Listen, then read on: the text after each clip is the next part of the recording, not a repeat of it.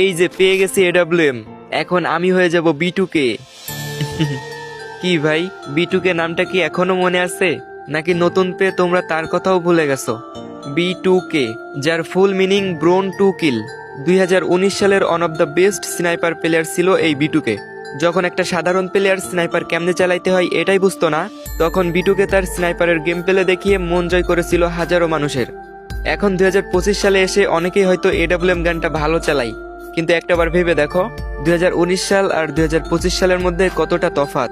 2019 সালে গেমে না ছিল তেমন কোনো আপডেট, না ছিল তেমন কোনো আধুনিকতা, কিন্তু 2019 সালে এই লিজেন্ড যেমনি স্নাইপার চালাইতো, আমার মনে হয় না 2025 সালে এসেও তার জায়গাটা কেউ নিতে পারবে। এই যে তুমি আমার ভিডিওটা দেখতেছো, আমি 100% শিওর তুমি নিজেও B2K ফ্যান, কারণ তুমি যদি B2K ফ্যান না হইতা তাহলে এই ভিডিওটা আরো আগেই স্কিপ করে চলে যাইতা। তো যাই হোক, তোমরা এখনো এই স্নাইপার লিজেন্ডকে মিস করো কিনা কমেন্টে জানাই দিও।